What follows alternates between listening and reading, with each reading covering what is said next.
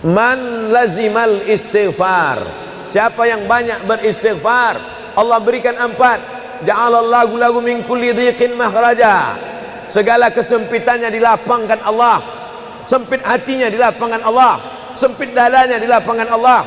Wali wa min kulli hammin faraja, segala kesusahannya diberikan Allah kemudahan, susah rezekinya, susah hidupnya, susah pikirannya, susah urusannya dimudahkan Allah. Wa razaqahu min haitsu la yahtasib, diberi Allah rezeki dari jalan yang tidak disangka-sangka, yang tidak diduga-duga datang rezeki itu. Siapa yang menjanjikan? Nabi Muhammad SAW. Nabi bicara dari mana? Wa ma yantiqu 'anil hawa in huwa illa wahyun yuha. Dia bicara bukan mengikuti hawa nafsunya, melainkan dari wahyu yang dibawa oleh Jibril dari Allah Subhanahu wa taala. Memperbanyak istighfar. Yang keempat, wa ma kana Allahu mu'adzibahum wa hum yastaghfirun. Allah tidak akan menurunkan azab wa hum yastaghfirun selama mereka mampu beristighfar. Oleh sebab itu, kenapa tsunami tidak datang? Kenapa gunung tidak meletus? Kenapa air yang dari laut tidak naik ke darat? Kenapa tidak terjadi gempa bumi? Masih ada di Sidrap yang beristighfar.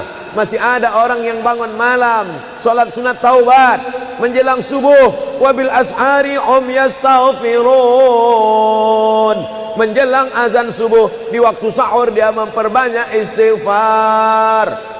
Sependek-pendeknya astaghfirullah, agak panjang astaghfirullahalazim, lebih panjang astaghfirullahalazim alladzi la ilaha illa huwal hayyul qayyum wa atubu ilaih.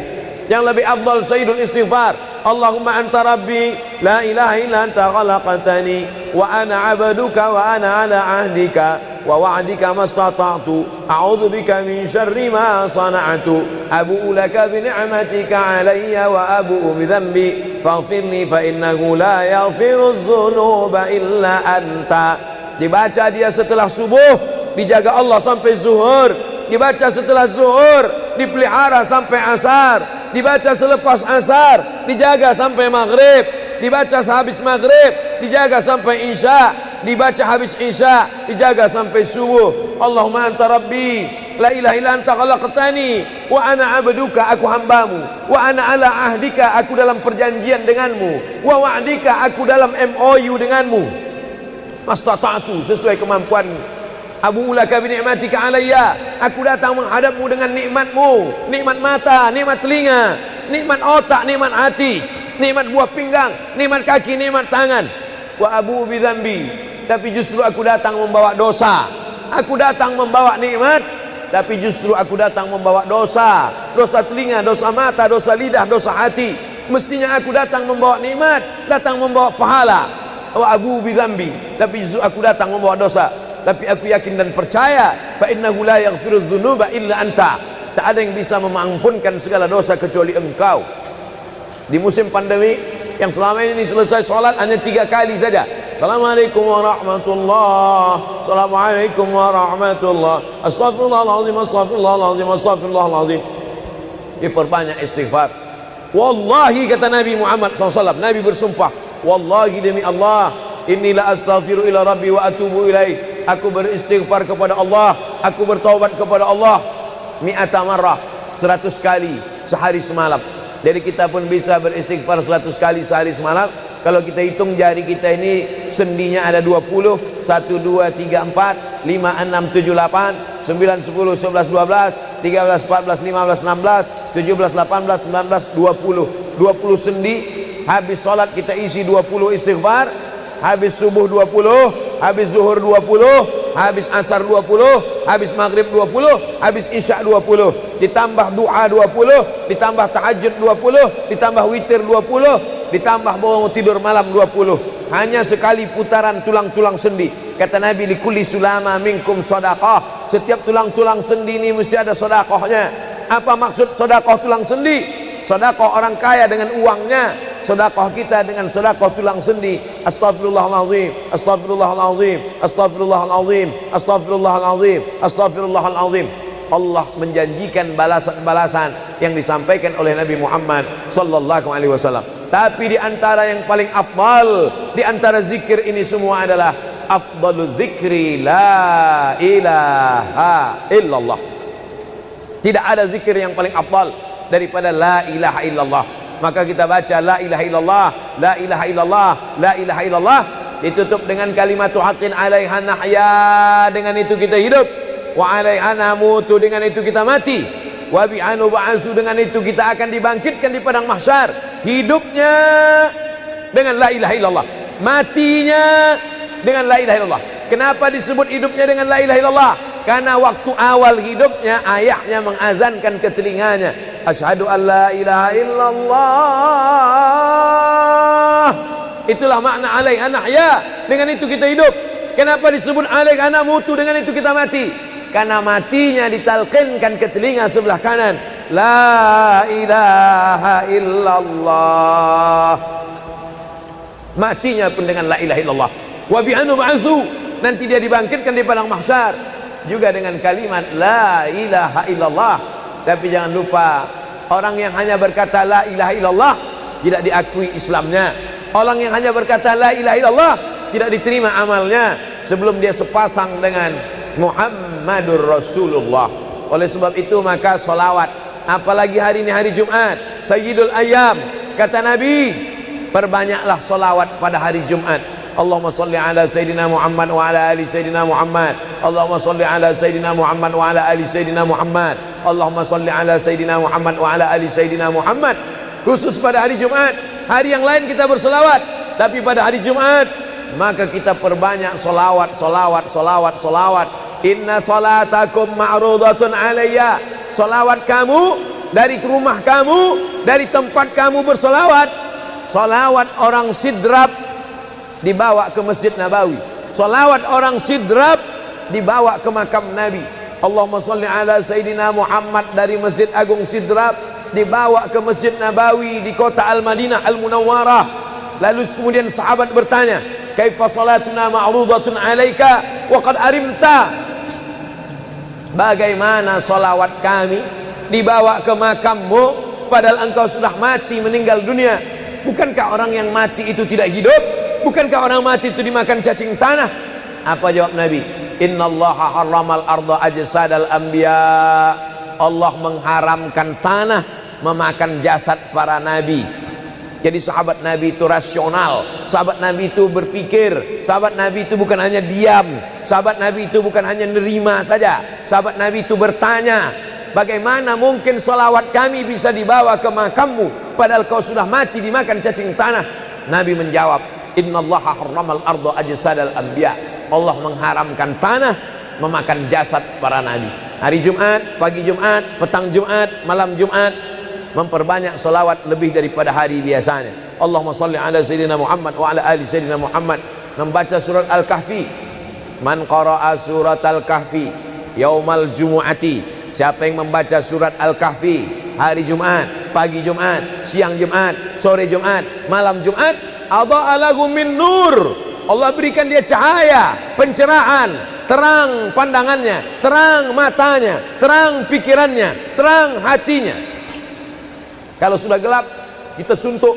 Makanya anak kecil tidak boleh mati lampu. Kalau ada anak kecil malam mati lampu, nafasnya bisa sesak. Kenapa sesak? Sempit dadanya. Itu maknanya kalau Allah kasih kita terang cahaya karena membaca surat Al-Kahfi hari Jumat. Tapi jangan sampai menyuruh orang baca surat Al-Kahfi, ternyata yang ceramah ini belum baca surat Al-Kahfi. Bacalah surat Al-Kahfi. Ustaz sudah baca?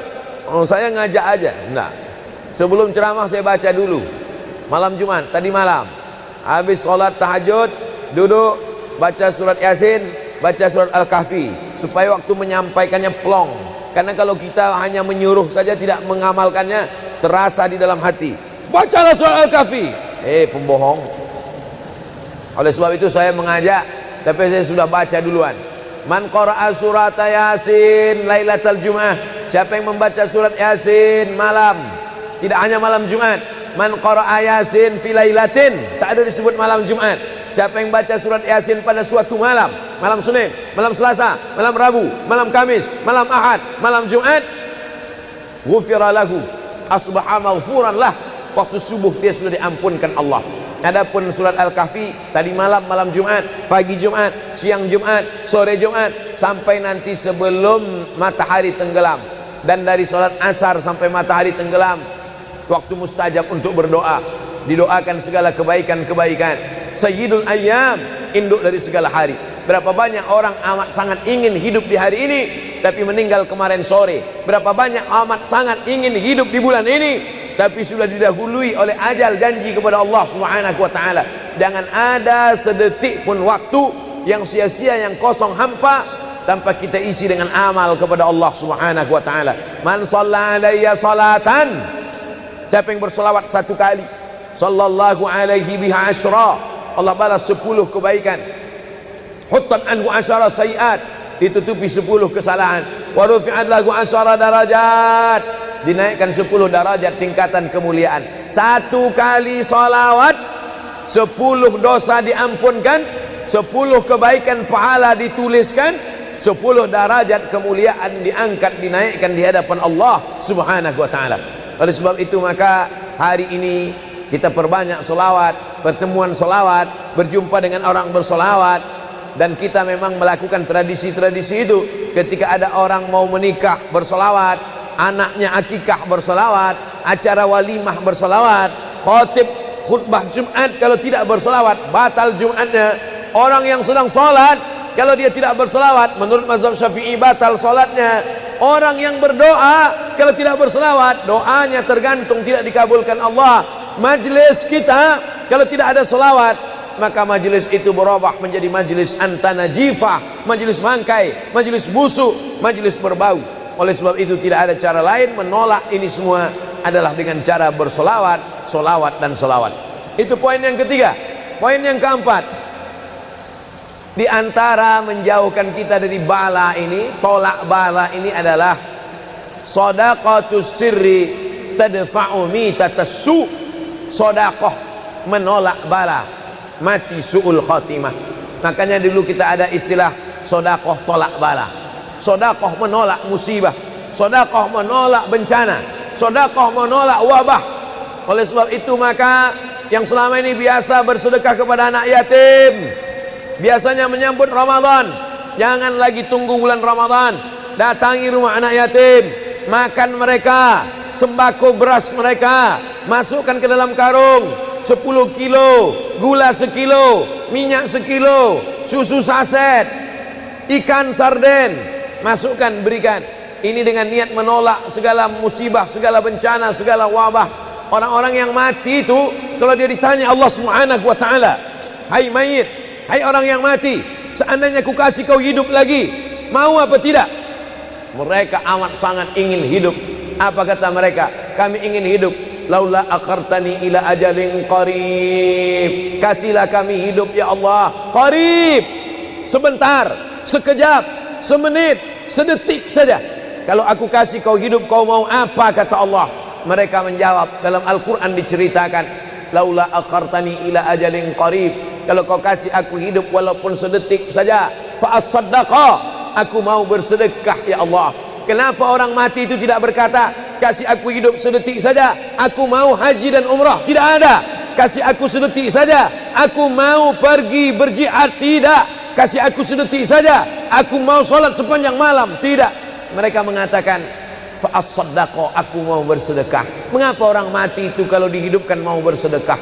Dijawab oleh para ulama, karena haji dan umrah balasannya nanti setelah hisab masuk surga. Al-hajjul mabrur, haji yang mabrur, laisa lahu jaza illal jannah, balasannya surga. Tapi sedekah balasannya sudah didapatkan ketika dikubur. Begitu mati masuk kubur langsung dapat balasan sedekah. Itulah makanya kata Nabi, idza matal insan, kalau manusia mati, inqata'a, putus amalnya. Tapi ada yang tak putus, shadaqatun jariyah, sedekah yang mengalir. Belum bangkit dari kubur, belum padang mahsyar, belum hisab, belum timbangan amal, belum meniti titian siratal mustaqim, balasannya sudah nampak. Itu kehebatan sedekah dibandingkan amal yang lain. Oleh sebab itu sedekah ini luar biasa. Shadaqatus sirri tadfa'u mitatas su', sedekah menolak mati su'ul khatimah, sedekah menolak bala.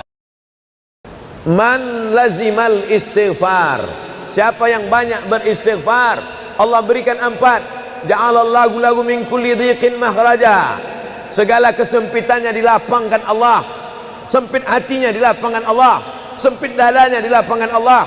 Wali wa min kulli hammin faraja, segala kesusahannya diberikan Allah kemudahan, susah rezekinya, susah hidupnya, susah pikirannya, susah urusannya dimudahkan Allah. Wa razaqahu min haitsu la yahtasib, diberi Allah rezeki dari jalan yang tidak disangka-sangka, yang tidak diduga-duga datang rezeki itu. Siapa yang menjanjikan? Nabi Muhammad SAW. Nabi bicara dari mana? Wa ma yantiqu 'anil hawa in huwa illa wahyun yuha, dia bicara bukan mengikuti hawa nafsunya, melainkan dari wahyu yang dibawa oleh Jibril dari Allah Subhanahu wa taala. Memperbanyak istighfar. Yang keempat, wa ma kana Allahu mu'adzibahum wa hum yastaghfirun, Allah tidak akan menurunkan azab wa hum yastaghfirun selama mereka mau beristighfar. Oleh sebab itu, kenapa tsunami tidak datang, kenapa gunung tidak meletus, kenapa air yang dari laut tidak naik ke darat, kenapa tidak terjadi gempa bumi? Masih ada di Sidrap yang beristighfar, masih ada orang yang bangun malam salat sunat taubat menjelang subuh, wabil ashari yastaghfirun, menjelang azan subuh di waktu sahur dia memperbanyak istighfar. Sependek-pendeknya astaghfirullah, agak panjang astaghfirullahalazim, lebih panjang astaghfirullahalazim alladzi la ilaha illa huwal hayyul qayyum wa atubu ilaih. Yang lebih afdal sayyidul istighfar, Allahumma anta rabbi la ilaha illa anta khalaqtani wa ana 'abduka wa ana 'ala 'ahdika wa wa'dika mastata'tu a'udzu bika min syarri ma sana'tu abu'u laka bi ni'matika 'alayya wa abu'u bi dhanbi faghfirli fa innahu la yaghfiru dzunuba illa anta. Dibaca dia setelah subuh, dijaga Allah sampai zuhur, dibaca setelah zuhur, dipelihara sampai asar, dibaca selepas asar, dijaga sampai maghrib, dibaca sehabis maghrib, dijaga sampai isya, dibaca habis isya, dijaga sampai subuh. Allahumma anta rabbi la ilaha illa anta khalaqtani wa ana 'abduka, aku hambamu, wa ana 'ala ahdika, aku dalam perjanjian denganmu, wa wa'dika, aku dalam MOU denganmu, mastata'tu, sesuai kemampuan. Abu ulaka bi ni'matika alayya, aku datang menghadapmu dengan nikmatmu, nikmat mata, nikmat telinga, nikmat otak, nikmat hati, nikmat buah pinggang, nikmat kaki, nikmat tangan. Wa abu bi dzambi, tapi justru aku datang membawa dosa. Aku datang membawa nikmat, tapi justru aku datang membawa dosa. Dosa telinga, dosa mata, dosa lidah, dosa hati. Mestinya aku datang membawa nikmat, datang membawa pahala. Wa abu bi dzambi, tapi justru aku datang membawa dosa. Tapi aku yakin dan percaya, fa innahu la yaghfiru dzunuba illa anta, tak ada yang bisa mengampunkan segala dosa kecuali engkau. Di musim pandemi yang selama ini selesai sholat hanya 3 kali saja. Assalamualaikum warahmatullahi, Assalamualaikum warahmatullahi, Astaghfirullahaladzim, Astaghfirullahaladzim, Astaghfirullahaladzim. Diperbanyak istighfar. Wallahi, kata Nabi Muhammad SAW, Nabi bersumpah, wallahi demi Allah, inilah astaghfiru ila rabbi wa atubu ilaih, aku beristighfar kepada Allah, aku bertaubat kepada Allah mi'ata marrah, 100 kali sehari semalam. Jadi kita pun bisa beristighfar 100 kali sehari semalam. Kalau kita hitung jari kita ini sendinya ada 20, 1, 2, 3, 4, 5, 6, 7, 8, 9, 10, 11, 12, 13, 14, 15, 16, 17, 18, 19, 20 sendi. Habis sholat kita isi 20 istighfar, habis subuh 20, habis zuhur 20, habis asar 20, habis maghrib 20, habis isya 20, ditambah doa 20, ditambah tahajud 20, ditambah witir 20, ditambah bangun tidur malam 20. Hanya sekali putaran tulang-tulang sendi. Kata Nabi, likulli sulama minkum sedekah, setiap tulang-tulang sendi ini mesti ada sedekahnya. Apa maksud sedekah tulang sendi? Sedekah orang kaya dengan uangnya, sedekah kita dengan sedekah tulang sendi. Astaghfirullahalazim, astaghfirullahalazim, astaghfirullahalazim, astaghfirullahalazim, astaghfirullahalazim. Allah menjanjikan balasan-balasan yang disampaikan oleh Nabi Muhammad sallallahu alaihi wasallam. Tapi di antara yang paling afdal di antara zikir ini semua adalah afdalu dzikri la ilaha illallah. Tidak ada zikir yang paling afdal daripada la ilaha illallah. Maka kita baca la ilaha illallah, la ilaha illallah, la ilaha illallah, ditutup dengan kalimatu haqqin 'alaiha nahya, dengan itu kita hidup, wa 'alaiha namutu, dengan itu kita mati, wa bi'anu ba'su, dengan itu kita akan dibangkitkan di padang mahsyar. Hidupnya dengan la ilaha illallah, matinya dengan la ilaha illallah. Kenapa disebut hidupnya dengan la ilaha illallah? Karena waktu awal hidupnya ayahnya mengazankan ke telinganya, asyhadu an la ilaha illallah. Itulah makna alaiha nahya, dengan itu kita hidup. Kenapa disebut alaiha namutu, dengan itu kita mati? Karena matinya ditalqinkan ke telinga sebelah kanan, la ilaha illallah. Matinya pun dengan la ilaha illallah. Wa bi'anu ba'su, nanti dia dibangkitkan di padang mahsyar juga dengan kalimat la ilaha illallah. Tapi jangan lupa, orang yang hanya berkata la ilaha illallah tidak diakui Islamnya. Orang yang hanya berkata la ilaha illallah tidak diterima amalnya sebelum dia sepasang dengan Muhammadur Rasulullah. Oleh sebab itu maka solawat, apalagi hari ini hari Jumat, Sayyidul Ayyam, kata Nabi, perbanyaklah solawat pada hari Jumat. Allahumma salli ala Sayyidina Muhammad wa ala ali Sayyidina Muhammad. Allahumma salli ala Sayyidina Muhammad wa ala ali Sayyidina Muhammad. Allahumma salli ala Sayyidina Muhammad wa ala ali Sayyidina Muhammad. Khusus pada hari Jumat. Hari yang lain kita berselawat, tapi pada hari Jumat maka kita perbanyak solawat, solawat, solawat, solawat. Inna salatakum ma'rudatun alayya. Solawat kamu dari rumah kamu, dari tempat kamu bersolawat. Solawat orang sidrap dibawa ke Masjid Nabawi. Salawat orang sidrap dibawa ke makam Nabi. Allahumma salli ala Sayyidina Muhammad dari Masjid Agung Sidrap dibawa ke Masjid Nabawi di kota Al-Madinah Al-Munawwarah. Lalu kemudian sahabat bertanya, kaifa salatuna ma'rudatun alaika wa qad arimta? Bagaimana salawat kami dibawa ke makammu padahal engkau sudah mati, meninggal dunia? Bukankah orang yang mati itu tidak hidup? Bukankah orang mati itu dimakan cacing tanah? Apa jawab Nabi? Innallaha harramal arda ajsadal anbiya. Allah mengharamkan tanah memakan jasad para nabi. Jadi sahabat Nabi itu rasional. Sahabat Nabi itu berpikir. Sahabat Nabi itu bukan hanya diam. Sahabat Nabi itu bukan hanya nerima saja. Sahabat Nabi itu bertanya, bagaimana mungkin salawat kami bisa dibawa ke makammu padahal kau sudah mati dimakan cacing tanah? Nabi menjawab, innallaha harramal arda ajsadal anbiya. Allah mengharamkan tanah memakan jasad para nabi. Hari Jumat, pagi Jumat, petang Jumat, malam Jumat, memperbanyak salawat lebih daripada hari biasanya. Allahumma salli ala Sayyidina Muhammad wa ala ali Sayyidina Muhammad. Membaca surat Al-Kahfi. Man qara'a surat Al-Kahfi yaumal jumu'ati. Siapa yang membaca surat Al-Kahfi hari Jumat, pagi Jumat, siang Jumat, sore Jumat, malam Jumat, adha'a lahu min nur. Allah berikan dia cahaya, pencerahan, terang pandangannya, terang matanya, terang pikirannya, terang hatinya. Kalau sudah gelap, kita suntuk. Makanya anak kecil tidak boleh mati lampu. Kalau ada anak kecil malam mati lampu, nafasnya bisa sesak. Kenapa sesak? Sempit dadanya. Itu maknanya kalau Allah kasih kita terang cahaya karena membaca surat Al-Kahfi hari Jumat. Tapi jangan sampai menyuruh orang baca surat Al-Kahfi, ternyata yang ceramah ini belum baca surat Al-Kahfi. Bacalah surat Al-Kahfi. Ustaz sudah baca? Oh, saya ngajak aja. Enggak. Sebelum ceramah saya baca dulu. Malam Jumat, tadi malam. Habis sholat tahajud, duduk, baca surat Yasin, baca surat Al-Kahfi. Supaya waktu menyampaikannya plong. Karena kalau kita hanya menyuruh saja tidak mengamalkannya, terasa di dalam hati. Bacalah surat Al-Kahfi. Pembohong. Oleh sebab itu saya mengajak, tapi saya sudah baca duluan. Man qara'a surat Yasin lailatal Jum'ah. Siapa yang membaca surat Yasin malam, tidak hanya malam Jumat. Man qara'a Yasin fi lailatin, tak ada disebut malam Jumat.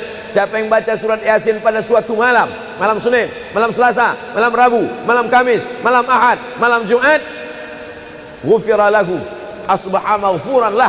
Waktu subuh dia sudah diampunkan Allah. Adapun surat Al-Kahfi tadi malam, malam Jumat, pagi Jumat, siang Jumat, sore Jumat, sampai nanti sebelum matahari tenggelam. Dan dari salat asar sampai matahari tenggelam, waktu mustajab untuk berdoa, didoakan segala kebaikan-kebaikan. Sayyidul Ayyam, induk dari segala hari. Berapa banyak orang amat sangat ingin hidup di hari ini, tapi meninggal kemarin sore. Berapa banyak amat sangat ingin hidup di bulan ini, tapi sudah didahului oleh ajal, janji kepada Allah Subhanahu wa ta'ala. Jangan ada sedetik pun waktu yang sia-sia, yang kosong hampa, tanpa kita isi dengan amal kepada Allah Subhanahu wa ta'ala. Man shalla alayya salatan, siapa yang bersolawat satu kali, sallallahu alaihi biha asyra, Allah balas 10 kebaikan. Huttan anhu asyara sayiat, ditutupi 10 kesalahan. Wa rufi'at lahu asyara darajat, dinaikkan 10 darajat tingkatan kemuliaan. Satu kali salawat 10 dosa diampunkan, 10 kebaikan pahala dituliskan, 10 darajat kemuliaan diangkat, dinaikkan di hadapan Allah Subhanahu wa ta'ala. Oleh sebab itu maka hari ini kita perbanyak solawat, pertemuan solawat, berjumpa dengan orang bersolawat. Dan kita memang melakukan tradisi-tradisi itu. Ketika ada orang mau menikah bersolawat, anaknya akikah bersolawat, acara walimah bersolawat, khotib khutbah Jumat kalau tidak bersolawat batal Jumatnya. Orang yang sedang sholat kalau dia tidak bersolawat, menurut mazhab Syafi'i batal sholatnya. Orang yang berdoa kalau tidak bersolawat, doanya tergantung tidak dikabulkan Allah. Majlis kita kalau tidak ada solawat, maka majlis itu berubah menjadi majlis antanajifah, majlis mangkai, majlis busuk, majlis berbau. Oleh sebab itu tidak ada cara lain menolak ini semua adalah dengan cara bersolawat, solawat dan solawat. Itu poin yang ketiga. Poin yang keempat, di antara menjauhkan kita dari bala ini, tolak bala ini adalah shadaqatus sirri tadfa'u mitatas su'. Sodakoh menolak bala, mati su'ul khotimah. Makanya dulu kita ada istilah sodakoh tolak bala, sodakoh menolak musibah, sodakoh menolak bencana, sodakoh menolak wabah. Oleh sebab itu maka yang selama ini biasa bersedekah kepada anak yatim, biasanya menyambut Ramadan, jangan lagi tunggu bulan Ramadan, datangi rumah anak yatim, makan mereka, sembako beras mereka, masukkan ke dalam karung 10 kilo, gula sekilo, minyak sekilo, susu saset, ikan sarden, masukkan, berikan. Ini dengan niat menolak segala musibah, segala bencana, segala wabah.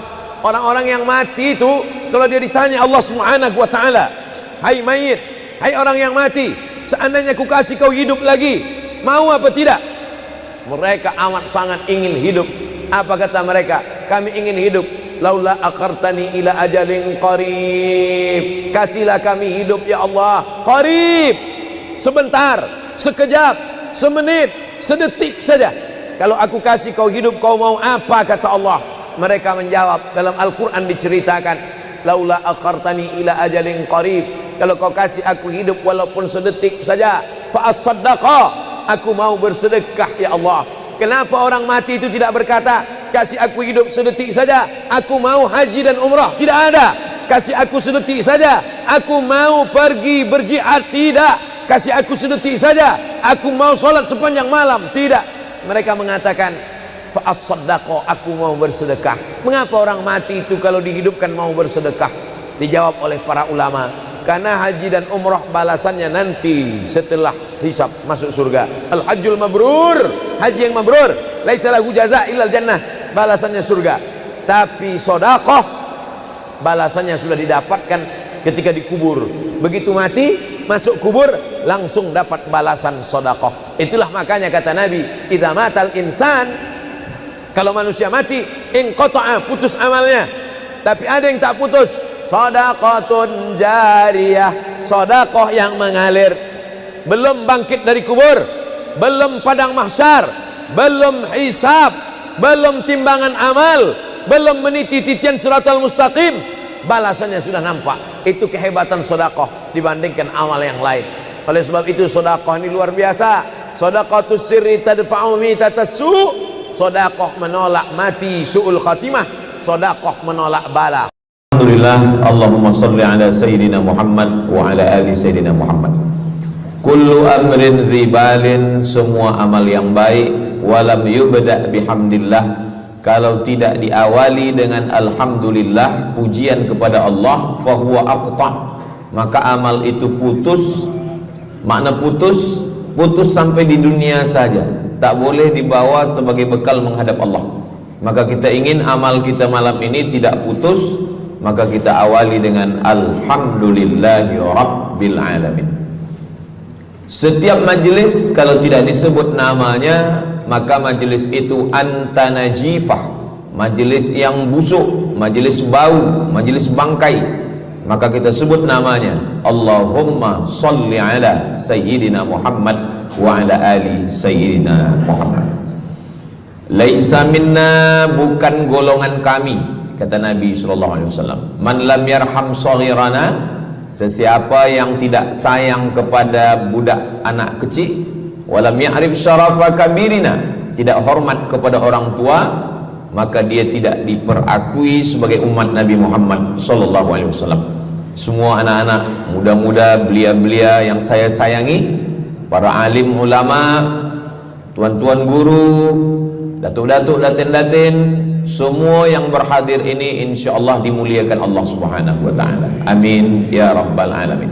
Tajuk kita malam ini 8 keutamaan orang yang bersedekah menurut Al-Qur'an dan sunnah Nabi Muhammad sallallahu alaihi wasallam. Keutamaan yang pertama, kalau orang mati itu ditanya, apakah kamu mau hidup lagi? Maka orang mati itu menjawab, tapi belum ada orang yang mati hidup lagi. Macam mana kita boleh tahu dia menjawab?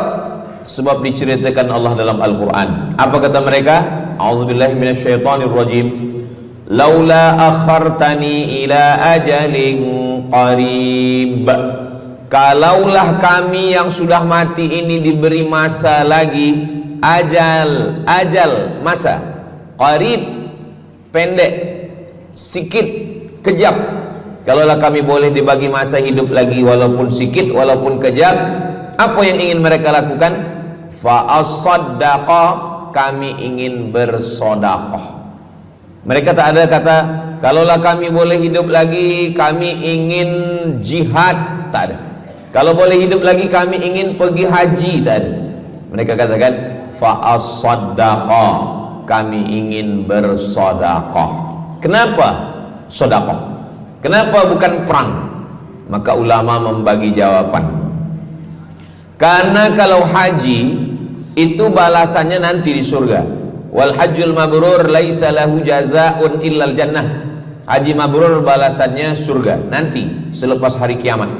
Tapi kalau sedekah, balasan pahalanya diperolehi ketika di alam kubur. Itulah kenapa orang-orang yang mati itu ingin kalau hidup lagi, fa as-sadaqah, mereka ingin bersedekah. Sedekah, hampir semua kata-kata dalam bahasa Arab itu asalnya 3 huruf. Sadaqah. Sadaqah artinya benar. Sadaqallahul azim, maha benar Allah. Sadaqah artinya benar. Kalau memang benar betul iman kita, mana buktinya? Buktinya adalah dengan bersedekah. Itulah kenapa sedekah itu disebut dengan sedekah, tanda iman itu benar. Karena untuk menggerakkan lidah bercakap sangat mudah. Apa kata pepatah orang Melayu? Lidah tak bertulang, mudah saja menggerakkan. Asyhadu an la ilaha illallah wa asyhadu anna Muhammadar Rasulullah. Kalau memang benar betul cakap, mana buktinya? Buktinya adalah sedekah. Lelaki mengatakan saya cinta kepada kamu, senang saja nak mengatakan cinta, tapi apa bukti, proof, mana memang betul cinta? Maka dia mesti bagikan sedekah. Kalau yang tadi itu sedekah, kalau ini namanya sadaq. Sadaq artinya mahar. Mahar pernikahan lelaki dengan perempuan, aku nikahkan engkau dengan anak saya dengan memberikan cincin emas dan gelang rantai tunai. Itulah dia sadaq, tanda bukti cinta dia kepada seorang perempuan. Sadaqah, benar. As-sidqu, sidik, benar. As-siddiq, orang yang benar. Maka disebut dia dengan Abu Bakar Siddiq, karena dia benar memberikan emas sebesar batu waktu dibawa pergi hijrah bersama Nabi Muhammad SAW. Maka dia disebut dengan Siddiq karena dia benar imannya dengan memberikan sedekah. Tapi ada makna siddiq yang lain. Ketika yang lain mendustakan Nabi, tak percaya kepada Isra Mi'raj, dialah orang yang percaya, maka disebut dia dengan Siddiq. Siddiq dari kata sadaq, benar, karena iman dia yang benar. Mana bukti, proof bahwa iman dia benar? Dia bersedekah, membagikan emasnya sebesar batu. Nama dia Abu Bakar Siddiq. Nama ayah dia Abu Quhafah. Ayah dia tak Islam. Apa kata ayah dia?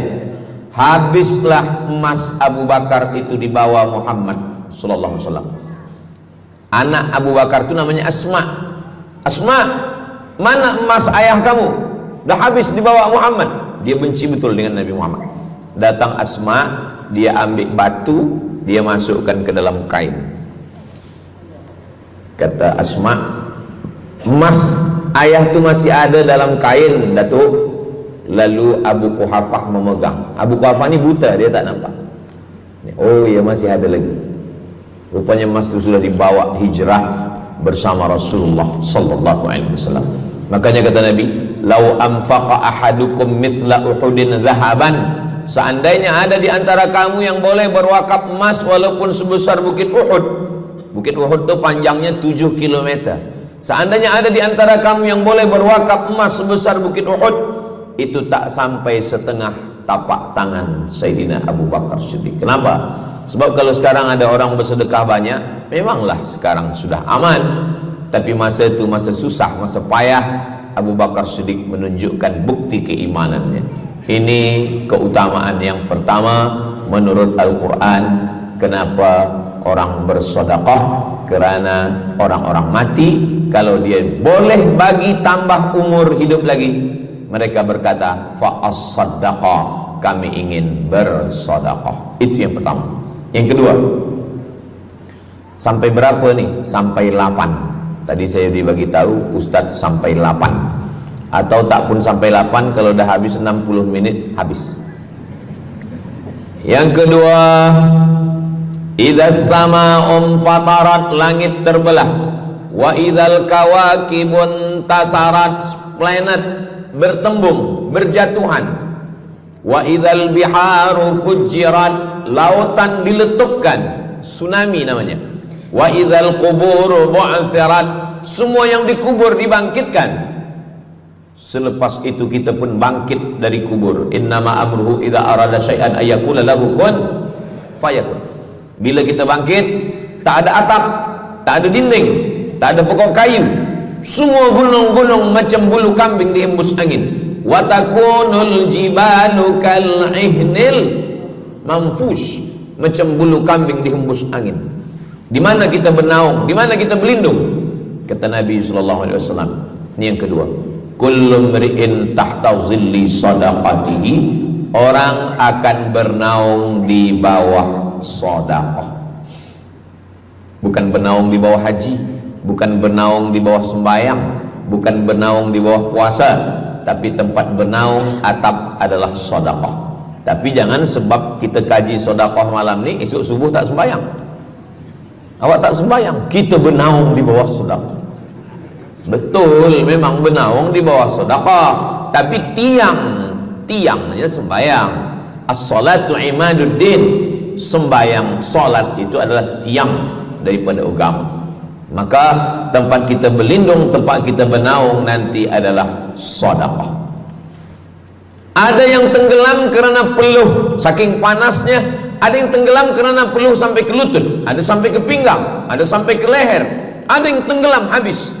Tapi ada orang yang merasa sejuk, selesa. Kenapa? Kullu mri'in tahta zilli sadaqatihi, orang akan bernaung di bawah sedekah. Orang-orang yang membina masjid, macam mana mahalnya masjid, jutaan ringgit, maka ketika dia mati menghadap Allah Subhanahu wa taala, semua kepanasan, semua terik matahari sejengkal dari ubun-ubun kepala, tapi ada orang yang tahta zilli sadaqatihi, dia akan bernaung di bawah sedekah. Mudah-mudahan panjang umur, Allah bagi kita rezeki supaya kita boleh bernaung di bawah sedekah kita nanti insyaallah. Kita masa siang 12 jam, malam 12 jam, tapi di akhirat nanti 50 alfasanah, 50.000 tahun, belum tentu lagi diputuskan di pengadilan Allah Subhanahu wa taala. Datang orang menghadap Nabi Adam, wahai Adam, kami sudah kepanasan, kami tak tahan di padang mahsyar ini. Kata Nabi Adam, saya malu menghadap Allah. Dulu kata Allah, la taqraba hadhihi syajarah, jangan dekati pokok kuldi, fatakuna minaz zalimin, nanti engkau jadi orang zalim. Fa azallahuma syaitan, tapi digoda syaitan.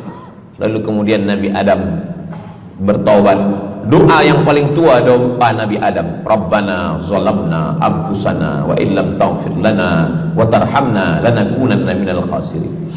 Datang mereka menghadap kepada Nabi Nuh. Cepatlah Nabi Nuh menghadap kepada Allah supaya diputuskan mahkamah ini. Kata Nabi Nuh, saya malu menghadap Allah. Anak saya Kan'an, masa saya panggil, ya bunayya, wahai anak saya Kan'an, irkam ma'ana, ayo mari naik ke atas perahu sampan ayah. Apa kata Kan'an? Sa'awi ila jabali ya'simuni minal ma, saya naik sampan, saya naik ke atas bukit, saya akan selamat. Rupa-rupanya hujan 40 hari 40 malam, tenggelam. Kita belum lagi 40 hari 40 malam, baru 2 hari buaya dah naik ke jalan. Macam mana 40 hari 40 malam? Maka saat itu, saat anaknya Kan'an akan tenggelam, apa kata Nabi Nuh? Ya Rabbi, ya Allah, inna bni min ahli, itu anakku ya Allah.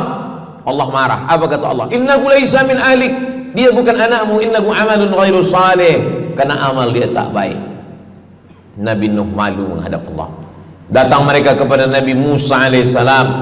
Kata Nabi Musa, saya pun malu menghadap Allah kerana perbuatan Bani Israel, umat saya jahat. Mereka datang menghadap Nabi Isa. Kata Nabi Isa, saya malu menghadap Allah kerana mereka menyembah saya selepas saya meninggalkan mereka. Pada akhirnya mereka datang menghadap Sayyidina wa Maulana wa Syafi'ina Muhammad sallallahu alaihi wasallam. Hanya Nabi Muhammad lah yang berani menghadap Allah. Sebab apa? Sebab dia umatnya. Maka walaupun kita umat yang paling kecil, umur paling pendek, badan paling tidak bertenaga, tapi kita adalah umat yang pertama nanti yang akan diputuskan perkara, dan kita adalah umat yang pertama akan masuk ke dalam surga Allah Subhanahu wa ta'ala. Maka banyak mereka yang ingin menjadi umat Nabi Muhammad. Bahkan Nabi Musa pun ingin menjadi umat Nabi Muhammad sallallahu alaihi wasallam. Masa Umar bin Khattab datang membawa lembaran-lembaran Taurat, Nabi berkata, apa itu wahai Musa? Taurat. Nabi Muhammad SAW memanggil, mari Taurat. Lalu Nabi Muhammad mengkoyak. Apa kata Nabi? Lau kana Musa hayyan ma wasa'ahu illa iyattabi'ani. Kalaulah Musa masih hidup, dia pasti akan ikut saya. Dan itu betul pada peristiwa Isra dan Mi'raj. Nabi jadi imam, Nabi Musa jadi makmum, Nabi Isa jadi makmum, Nabi Ibrahim jadi makmum, semua nabi-nabi jadi makmum. Imamnya adalah Sayyidina wa Maulana Muhammad sallallahu alaihi wasallam. Jadi keutamaan yang kedua, kita bernaung di bawah sedekah. Yang ketiga, sadaqatus sirri tutfi'u ghadabar rabbi kama yatfa'ul ma'an nar. Sedekah memadamkan api neraka seperti air yang memadamkan api. Kita kalau nampak api, mudah-mudahan kita selamat daripada terbakar, amin. Lalu kemudian datang api, kita padamkan dengan air. Lalu kemudian macam mana memadamkan api neraka? Air sebanyak apa yang boleh memadamkan?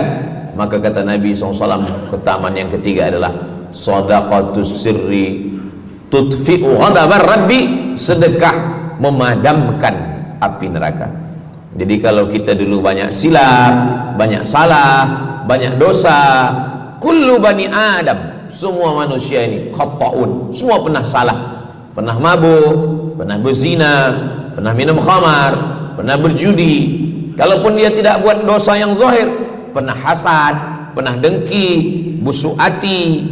Maka ketika itu macam mana memadamkan murka Allah dengan istighfar, memadamkan dengan sembahyang, solat, sunat, taubat? Ada satu cara lagi. Dengan cara apa? Memadamkannya dengan sedekah. Tudfi'u ghadabar rabbi, memadamkan murka marah Allah subhanahu wa ta'ala, padam dengan sedekah. Tapi tentu saja sedekah yang ikhlas kerana Allah subhanahu wa ta'ala. Datang seorang yang sudah banyak dosa menghadap Nabi, menghadap pendeta Yahudi. Wahai pendeta Yahudi, saya ini banyak salah, banyak dosa. Saya sudah membunuh 99 orang. Apakah mungkin Tuhan mengampunkan dosa saya? Kata pendeta Yahudi, Tuhan tidak mengampuni dosa kamu kerana kamu sudah membunuh. Dia cabut pisau dia. Kalau begitu kamulah yang ke-100. Dia dah bunuh 99. Itu maka saya takut juga kalau datang orang, Ustaz Samad, apakah Allah mengampuni dosa saya? Apa dosa kamu? Membunuh orang. Ayo Allah ampunkan dosa. Faqtulu anfusakum, bunuhlah diri kamu. Surat Al-Baqarah. Bunuhlah diri kamu. Fataba alaikum, Allah menerima taubat kamu dengan membunuh diri. Sebab Bani Israel minta ampun kepada Allah bukan dengan istighfar, minta ampun kepada Allah bukan dengan sembahyang taubat. Bani Israel kalau dia minta ampun kepada Allah dulu zaman Nabi Musa, dia ambil pedang, dia ambil parang panjang, dia cari orang yang sama-sama berdosa. Saya ada dosa, saya cari tuan-tuan yang ada dosa. Tuan ada dosa? Ada. Kita nak bertaubat? Ya, ayo kita. Nanti kita sama-sama cincang. Nanti tuan cincang saya cincang tuan. Kita sama-sama mati, baru Allah ampunkan dosa. Faqtulu anfusakum, bunuhlah diri kamu. Fataba alaikum, Allah menerima taubat kamu. Tapi syariat Nabi Muhammad sallallahu alaihi wasallam, ma min muslimin yuznibu dzamban, kalau ada yang silap khilaf salah, summa yatatahhar, mandi taubat. Apalagi kita di Bandar Seri Begawan, bila tadi pesawat terbang nak landing turun, nampak cantik laut keliling. Jadi siapa nak mandi taubat, pergi ke laut. Kalau sampai ke tengah laut, bukan cuma dosa hilang, orangnya hilang sekali. Aku mandi taubat, saya mandi taubat. Selepas mandi taubat, tak boleh mandi taubat, wudu. Tak boleh wudu, tayamum. Selepas itu sembahyang sunat taubat, usolli sunnatat taubat raka'ataini lillahi ta'ala. Dosanya perlu sebut, jangan sebut. Ada seorang lelaki, maaf, nafsu dia tinggi. Lalu di jalan dia nampak perempuan. Selepas itu maaf, dia cium. Selepas itu dia datang ke Nabi, dia mengadu, ya Rasulullah, tadi saya melakukan begini. Tegak Umar bin Khattab, Allah sudah tutupi, kenapa kamu bukakan di hadapan orang ramai? Allah mengampuni manusia kecuali al-mujahirun. Al-mujahirun menampakkan dosanya dan bangga dengan dosanya. Ini orang akhir zaman ini sekarang banyak mujahirun. Dia mabuk, dia live streaming. Hai guys, dah mabuk ke malam ni? Ini al-mujahirun. Maka ulil amri mesti ambil hukum. Tapi orang yang pernah berdosa, pernah silap, pernah salah, jangan cerita lagi, tutup. Suami-suami kalau bertobat kepada Allah, mengadu kepada Allah, cukup. Jangan cerita ke istri. Allah menerima, istri tak terima. Jadi taubat cukup kepada Allah Subhanahu wa taala, mengadu dah.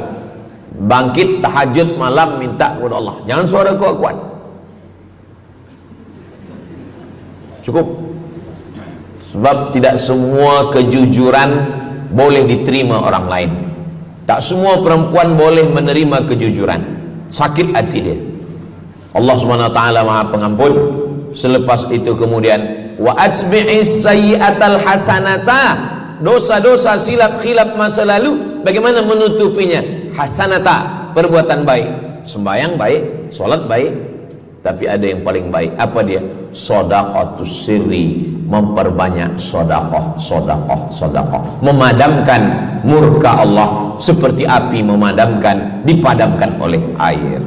Marah itu adalah kobaran dari api neraka.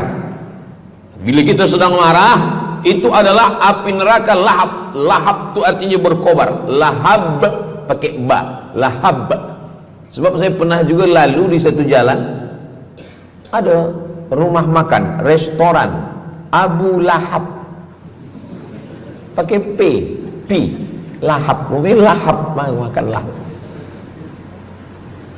Allah Subhanahu wa taala memadamkan murkanya. Inna rahmati sabaqat ghadabi, rahmatku lebih cepat daripada murkaku. Memang Allah marah, tapi ketika dia berbagi kepada orang lain, dia tutupi dosanya di masa yang lalu. Syarat taubat 3. Yang pertama, an-nadamu fil qalbi, menyesal dalam hati.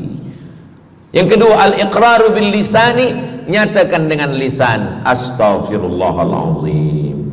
Yang ketiga, al-itmaru alla ya'uda ilaihi abadan, tekad saya tidak akan buat lagi sampai mati.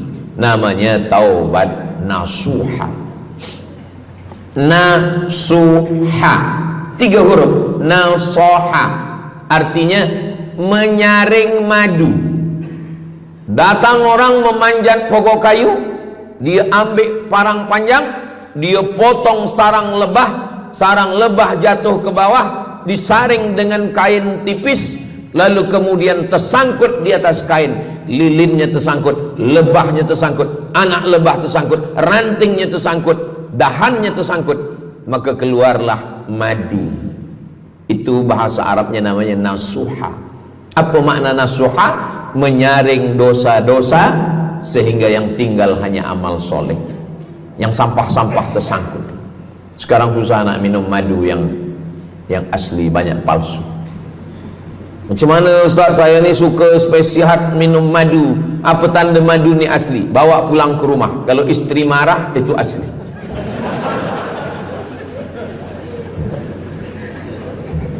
Yang keempat, ini jangan diingat, lupakan. Yang keempat, apa itu keutamaan sedekah? Kata Nabi sallallahu alaihi wasallam, as-sadaqatu, sedekah itu tadfa'u mitatassu, menolak mati su'ul khatimah. Tak ada guna amal elok baik kalau mati dalam keadaan su'ul khatimah. Kita selalu berdoa, Allahumma khtim lana bihusnil khatimah. Maka cara untuk menolak mati su'ul khatimah ini adalah dengan cara sedekah. Banyak orang mati husnul khatimah, bukan ulama, meninggal di dalam Masjidil Haram sedang pakai ihram, selepas tawaf di belakang makam Ibrahim ketika sedang sujud terakhir. Itulah mati yang paling indah. Dalam wudhu sedang sembahyang, di sujud terakhir dalam tanah haram, dalam Masjidil Haram, di belakang makam Ibrahim. Meninggal, dibawa jenazah balik. Orang datang bertanya kepada ibunya, dia masih pemuda belia, apakah dia ulama? Dia bukan ulama. Kenapa dia mulia betul? Apakah dia pernah perang ke Palestina? Tidak. 2-3 hari selepas itu datang satu perempuan membawa budak kecil. Kamu siapa? Kami adalah orang yang tiap bulan dapat kiriman beras, minyak dan makanan dari pemuda ini. Saya maaf, seorang janda, ini anak-anak saya, dan dia selalu bagikan uang dia untuk makan kan. Jadi nanti kalau ada orang meninggal, tiba-tiba selepas itu datang janda membawa anak, itu tanda husnul khatimah. Sebab dia belum nikah, dia masih lajang.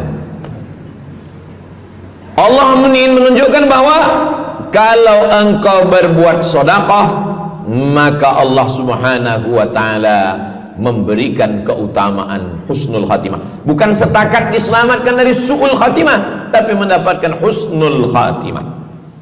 Ada seorang dari Maghribi, dari Maroko, Mesir, Libya, Tunisia, Algeria, Maghribi. Orang Maghribi ini bermimpi. Dalam mimpinya dia berjumpa dengan Nabi Muhammad SAW. Kata Nabi, engkau pergi ke Saudi Arabia, cari di kampung ini, nanti engkau jumpai seorang pemuda, sampaikan salamku kepada dia, katakan dia penghuni surga. Malam pertama mimpi, iya ke? Tidak ke? Jangan-jangan syaitan. Tak betul.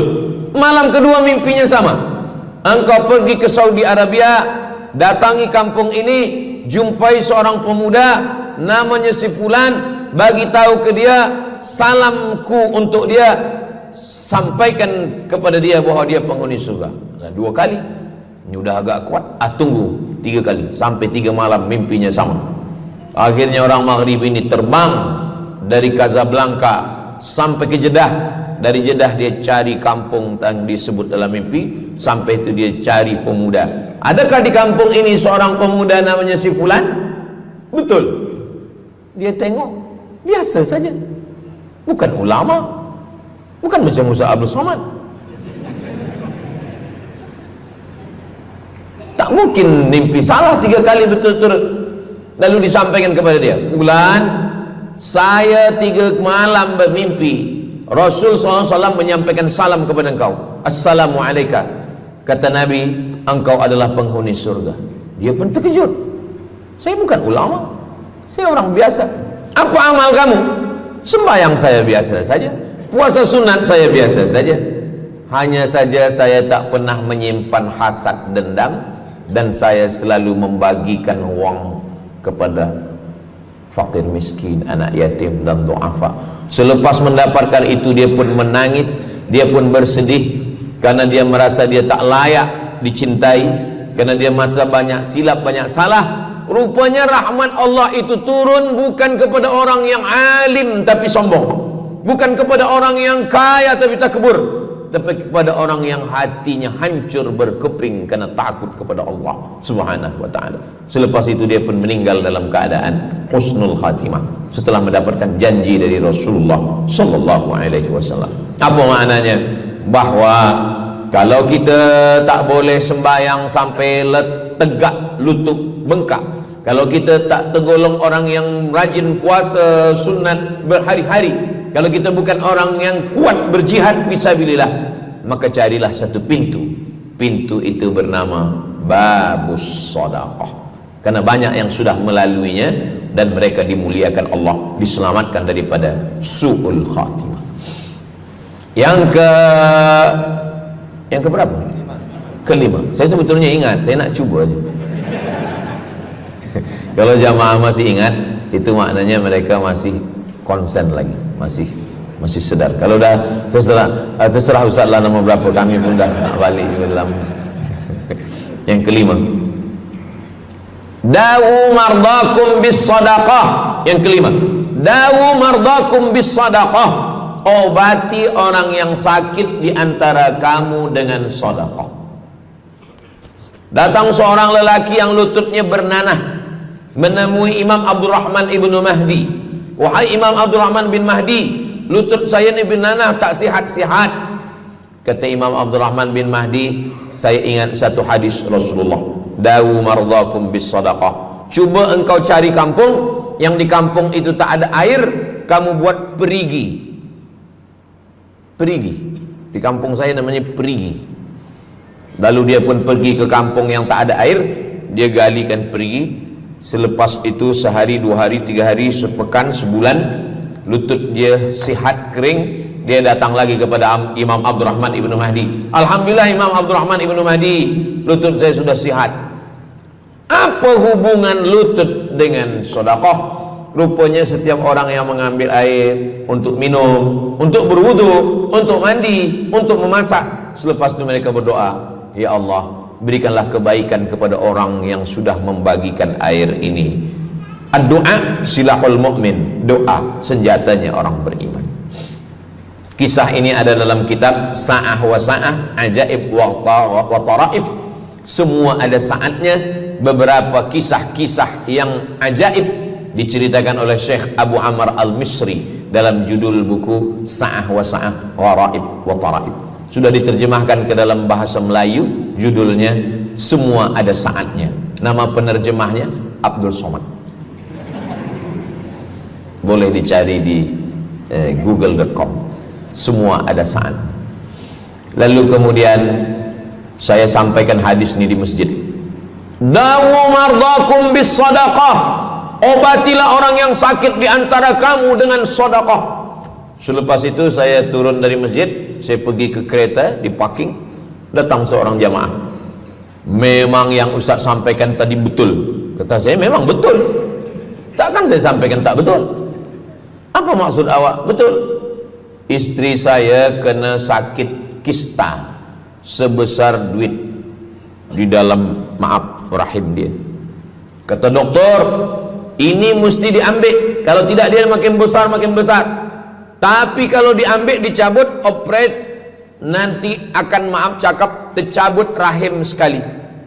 Dan kalau rahim tercabut, maka nanti tidak boleh mengandung. Mendengar itu istrinya menangis, suaminya tersenyum. Yang senyum budak kecil pula.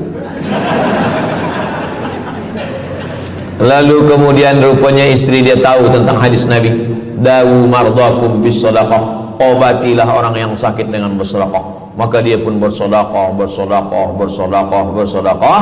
Selepas itu mereka pergi lagi medical check up ke hospital. Sampai di hospital dicek USG, rupanya kista itu makin kecil, kecil, kecil, kecil dan hilang. Doktor tu pula bertanya balik, awak makan apa? Saya makan nasi, kata dia. Minum apa? Minum teh tarik.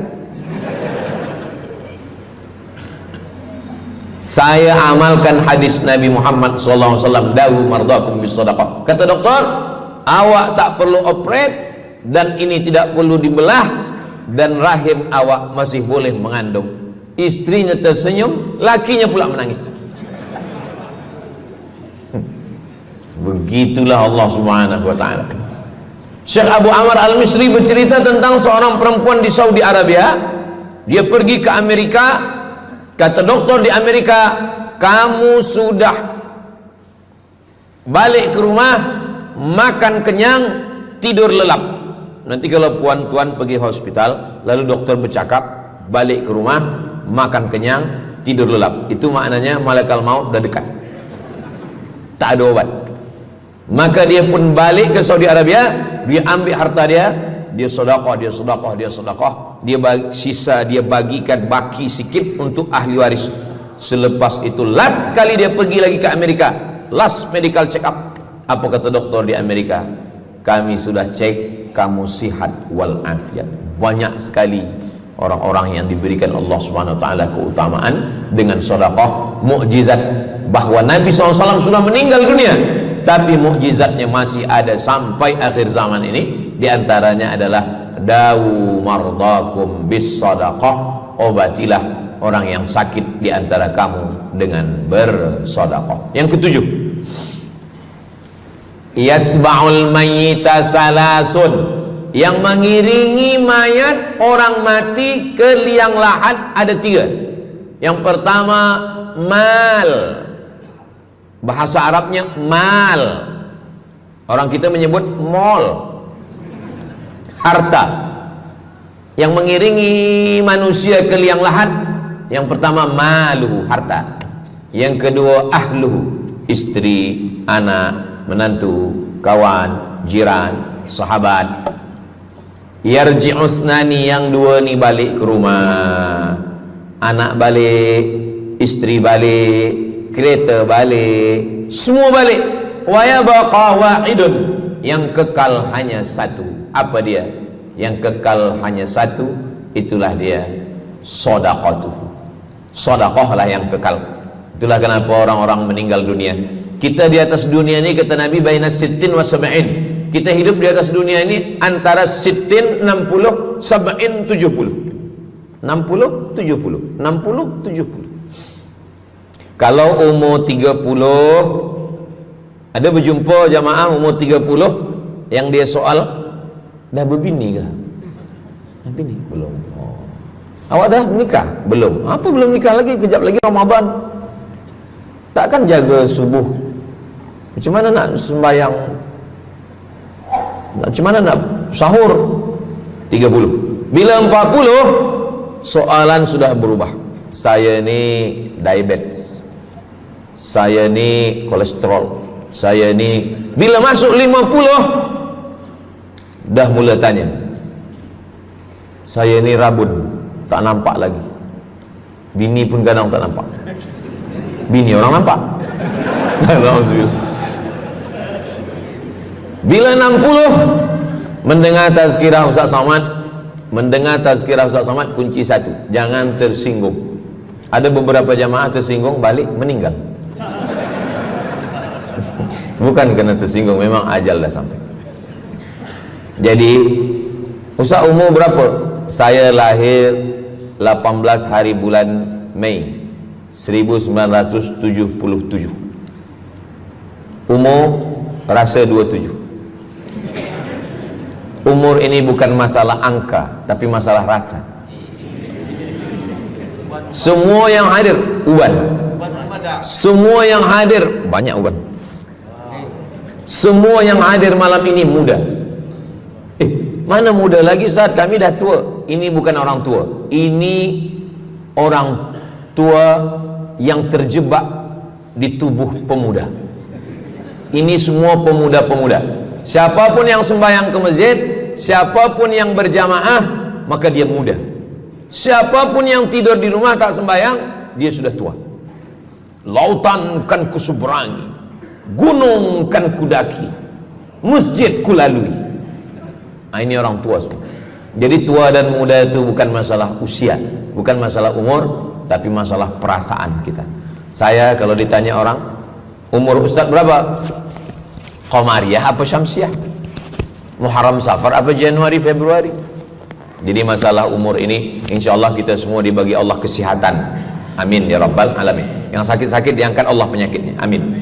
Jadi kata Nabi sallallahu alaihi wasallam, semuanya tinggal, wa yabqa wahidun, yang tinggal hanya satu, wa amaluhu, di antara amal adalah sedekah. Itu yang ketujuh. Nabi meninggal umur 63 tahun. Abu Bakar Siddiq 63 tahun. Imam Syafi'i lahir 150, meninggal 204. Imam Syafi'i lahir di Gaza, Palestina. Semoga Allah menolong saudara kita di Palestina. Imam Syafi'i lahir di Palestina, di Gaza 150 Hijrah. Meninggal di Fustat, Kahirah, Mesir 204. Imam Syafi'i umurnya hanya 54 tahun. 50, muda. Tapi Imam Syafi'i berada di alam barzah 204, sekarang sudah 1447, 1447 tahun. Apa maknanya? Berarti Imam Syafi'i di alam kubur sudah 1200 tahun. Soalan, lebih lama di atas tanah atau di dalam tanah? Lebih lama di alam barzah. Di alam rahim 9 bulan 10 hari. Di alam dunia 63 tahun kalau sampai. Di alam kubur menunggu hari kiamat. Imam Syafi'i sudah 1200 tahun. Tapi setiap detik, setiap menit, setiap jam, dari maghribi sampai ke Nusantara, semua orang menyebut nama Syafi'i, Syafi'i, Syafi'i, Syafi'i. Setiap kampung ada nama orang Syafi'i, setiap kawasan ada nama orang Syafi'i. Begitulah mulianya Imam Syafi'i. Kita, seandainya kita mati, berapa lama lagi kita di alam barzah? Dulu ada yang mengatakan kiamat 2012, rupanya tak jadi. Kan ada filmnya, kiamat 2012, Steven Spielberg. Tak jadi. Yas'alunaka 'anis sa'ati ayyana mursaha.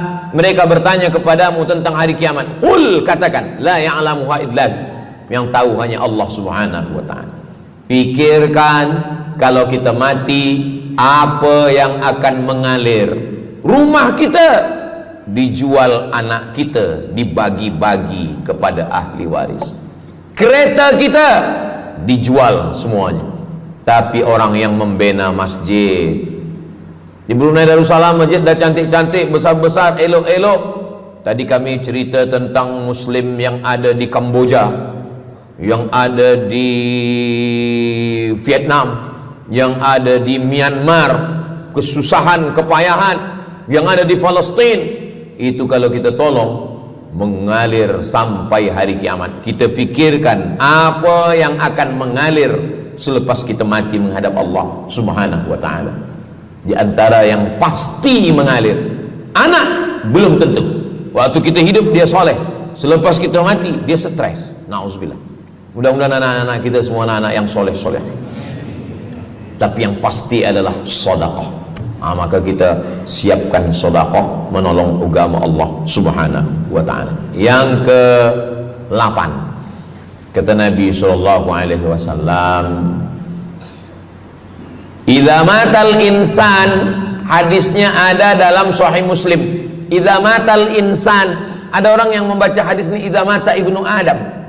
Idza mata ibnu Adam itu terjemah, bukan bunyi teks. Bunyi teksnya idza matal insan, kalau manusia mati, inqata'a, putus. Tapi banyak yang salah faham tentang hadis nih. Kamu malam ni tak ada buat kenduri orang mati, tak ada baca doa, tak ada baca yasin, tak ada baca tahlil.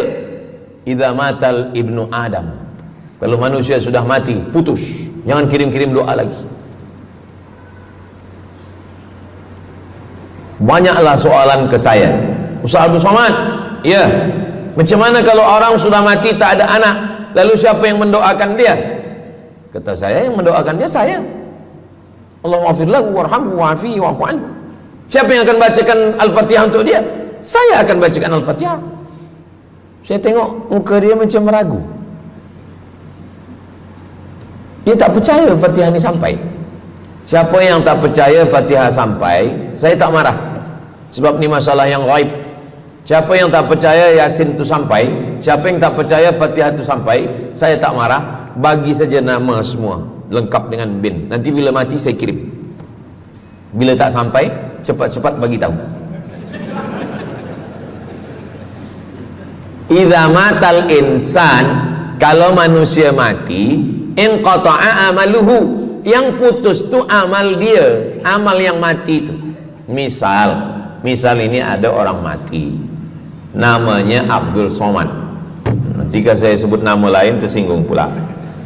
Ada orang mati namanya Abdul Somad. Idza matal insan, kalau Abdul Somad ni mati, inqata'a amaluhu, maka yang putus tu amal dia. Amal Abdul Somad ni yang putus. Amal orang Brunei untuk Abdul Somad putus atau tak putus? Tidak putus.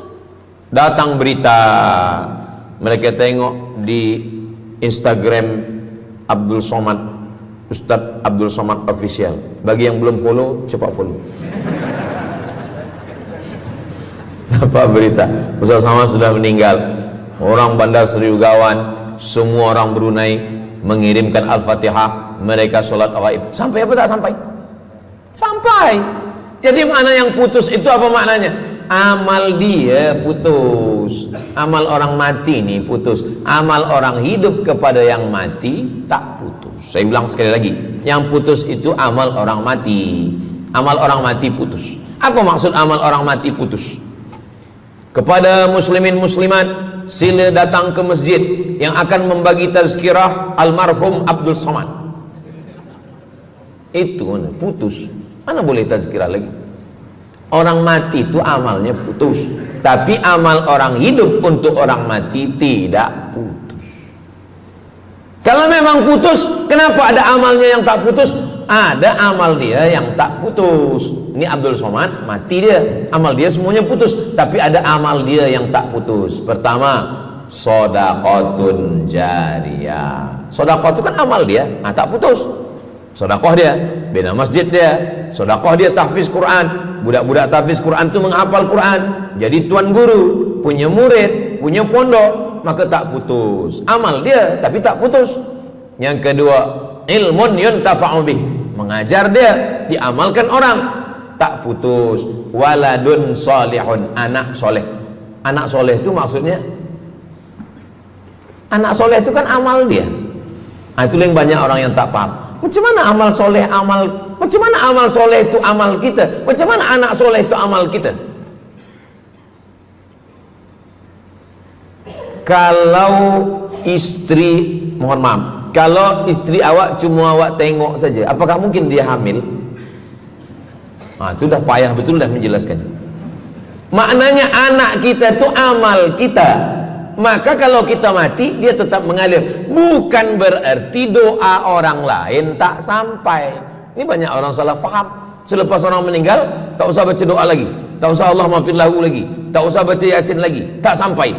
Maksud putus itu amal orang mati itu putus. Kalaulah putus amal orang hidup kepada orang mati, tak ada salat jenazah.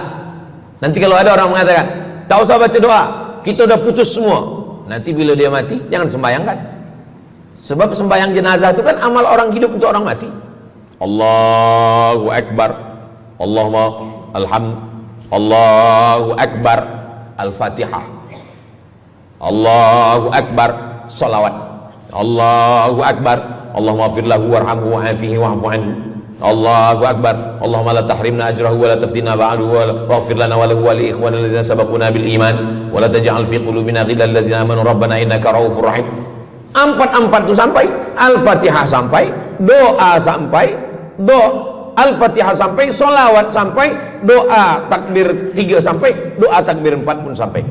Itu maknanya amal orang hidup sampai, tapi amal orang mati putus. Apakah orang mati itu tetap beramal? Orang mati tetap beramal, tapi katanya putus. Yang putus itu amal wajib. Sholat wajib, tak wajib lagi. Puasa wajib, tak wajib lagi. Adapun amal yang tak wajib, makanya kalau ada suami yang tak mau amal wajib, suruhlah dia mati. Mana dalil ustadz bahwa orang mati tetap beramal? Waktu Nabi Muhammad SAW Isra Mi'raj, Nabi Isra Mi'raj, Nabi tengok Nabi Musa sholat di dalam kuburnya, padahal Nabi Musa sudah meninggal. Itu menunjukkan orang meninggal pun beribadah, tapi ibadah dia tidak wajib lagi. Waktu sampai di Masjidil Aqsa, Nabi Ibrahim sholat, Nabi Musa sholat, Nabi-Nabi sholat, padahal mereka sudah meninggal dunia. Itu menunjukkan bahwa orang mati beribadah, tapi ibadahnya tidak wajib. Yang kita wajib ini hanya dari akil baligh sampai kita mati. Siapa yang wajib sembahyang? Akil baligh. Siapa yang wajib puasa? Akil baligh. Siapa yang wajib haji? Akil baligh mampu. Ada orang akil, ada orang baligh tapi tak akil. Umur 15 tahun, 20 tahun, 30 tahun, baligh, umurnya sampai, tapi tak akil, tak ada akal. Rufi'al qalam, kertas, pena. Pena dia terangkat, tak mencatat. Ada 3 orang yang penanya tak mencatat. Yang pertama, anis sobi hatta yahtalim, budak kecil sampai dia mimpi akil balik. Yang kedua, anin naim hatta yastayqiz, orang tidur sampai dia terjaga. Yang pertama, budak kecil sampai akil balik. Maka kalau nak nakal waktu kecil itulah. Menyesal saya Ustaz, waktu kecil dulu baik-baik. Yang kedua, anin naim hatta yastayqiz, orang tidur sampai dia jaga tidur. Makanya kalau nak buat dosa waktu tidur. Ada seorang suami tidur, selepas itu dia terjaga, dia katakan ke istri dia, Adinda, buah hati belayan jiwa, siang dan malam terbayang-bayang, makan tak kenyang, tidur tak lelap. Abang bermimpi malam tadi. Mimpi apa? Mimpi berbini lagi. Kata istri dia, engkau tidur lagi, mimpi lagi, ceraikan dia. Macam mana nak tidur lagi? Begitulah. Tapi perempuan ini tak ada di Brunei, di kampung saya. Sini baik-baik. Orang tidur dia tidak boleh dihukum, sebab mimpi kita tak boleh buat-buat. Anil naim hatta yastayqis, orang tidur sampai dia jaga tidur. Anil majnun hatta yafiq, orang gila sampai sehat. Orang gila tak diambil hukum, tak wajib sembahyang, tak wajib puasa. Itu maka kadang isteri kalau ada lelaki tak sembahyang, abang ni gila ke? Kata, aku tergila-gila dengan kamu sayang. Jadi siapa yang wajib? Macam mana dengan orang yang pikun, hilang ingatan? Hilang ingatan bila dari mula zuhur azan sampai waktu asar habis, ingatan dia hilang, maka dia tak wajib sembahyang. Tapi bila dia ingat sekejap, dia wajib lagi. Itu pula masalahnya Ustaz. Laki saya ni hilang ingatan waktu sembahyang je. Lepas tu ingat balik berakal. Kata orang kalau sudah tua kita mengalami namanya demensia. Manusia demensia, amnesia. Amnesia tak ingat apa-apa, semua lupa. Tu maka kita bila nak pergi ke mana-mana guna helmet, sebab bila kepala ni terantuk lupa. Ada kawan saya, dia hafaz Quran 30 juz, ceramah tazkirah ke mana-mana, bawa kereta jatuh. Kata dia banyak ayat-ayat yang hilang, maka aku kalau sembahyang ayat pendek-pendek. Kata saya, bang, di kampung saya dulu kalau ada radio yang dah tua yang rosak, itu biasa kita pukul mau elok balik. Cuba antukkan sekali lagi, kata saya. Kata dia, aku takut kalau aku antukkan Fatihah ni pula hilang. Maka Islam ini datang menjaga 5. Pertama, menjaga akal. Tak boleh minum khamar, tak boleh guna khamar, narkotik. Menjaga diri, tak boleh bunuh diri. Menjaga kehormatan, tak boleh menghina orang. Menjaga agama, tak boleh membawa aliran sesat, ateis, tak percaya, kekafiran. Menjaga harta, tak boleh ada mencuri, tak boleh ada dusta, tak boleh ada akad bohong, tak boleh ada tipu, tak boleh ada gharar, tak boleh ada zulm, tak boleh ada ghish. Man ghasyana falaysa minna, siapa yang menipu kami maka dia bukan golongan kami. Jadi berdasarkan 8 keutamaan ini, kalau ingat 8-8-nya alhamdulillah. Tak ingat 8, ingat 7, ingat 6, ingat 5, ingat 4, ingat 3, ingat 2, ingat 1. Satu pun tak ingat, innalillah. Tapi insyaAllah kita boleh ingat semua. Sebab apa? Sebab tazkirah malam ini direkodkan. Nanti boleh ditonton ulang di channel Ustaz Abdul Somad Official. Jangan lupa subscribe, like, share, and comment. Jamaah yang dimuliakan Allah Subhanahu Wa Taala, tadi saya mula pukul 8.15, sekarang sudah pukul 8.10. Jadi saya di mana-mana tazkirah memanglah 60 menit, 600 ml. Tapi rupanya botolnya kecil je. Jadi sebenarnya setengah jam pun cukup. Jadi dari 8 tadi itu semua membagi kita semangat.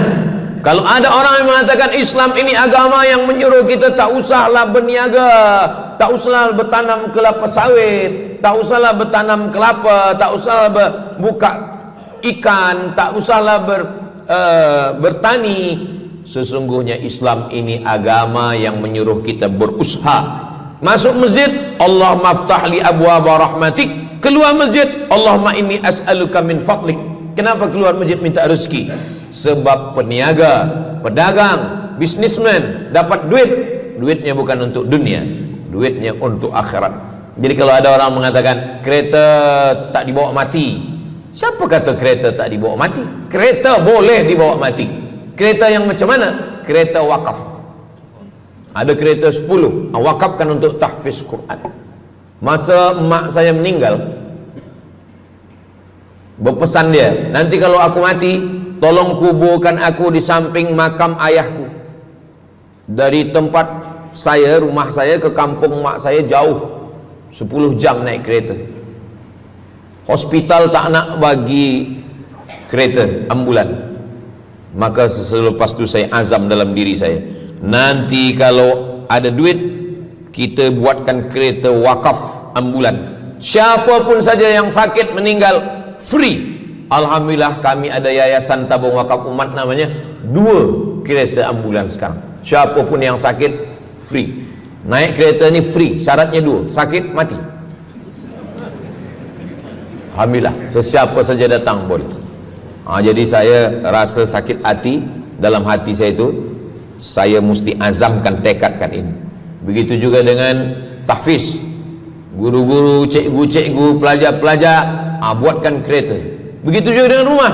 Apa kata orang? Untuk apa bina rumah elok-elok, rumah besar? Rumah tak dibawa mati. Rumah boleh dibawa mati. Rumah yang mana?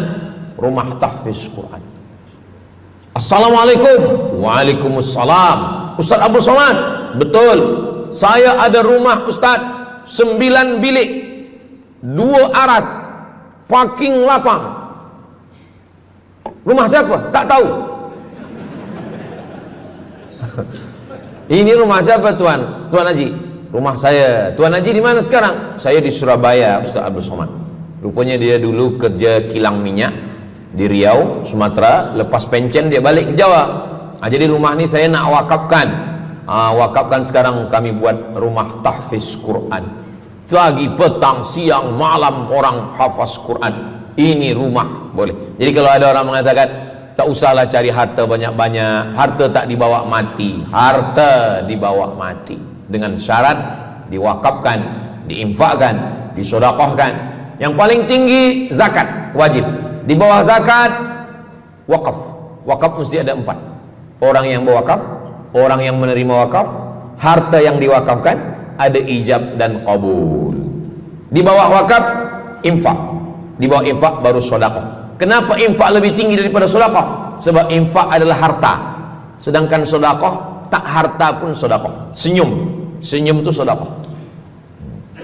Makanya yang kalau ada box di depan masjid, box di tepi jalan, itu yang tepat ditulis box infak, jangan box sedekah. Sebab kalau box sedekah nanti orang senyum aja. Tabassumika fi wajhi akhika sedekah. Senyummu ke wajah saudaramu adalah sedekah.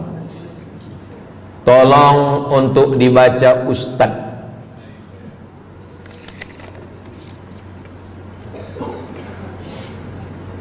Seorang hamba yang ketika jahiliyah pernah mengambil hak orang dengan mengambil persen daripada uang infak. Setelah dia menyadari akan salahnya, dia bertaubat dan ingin mengembalikan hak tersebut. Masalahnya dia tidak mengetahui berapa dan ke siapa dibalikkan. Kalau kita termakan terpakai duit yang kita tak tahu entah punya siapa, cuba ingat-ingat. Memang kalau masalah ini kadang kita lupa memang. Coba ingat tahun berapa. Sebab duit RM1 tahun 80 dengan 2025 tak sama nilainya, sebab ada inflasi ekonomi. Jadi coba ingat, tengok dengan harga emas.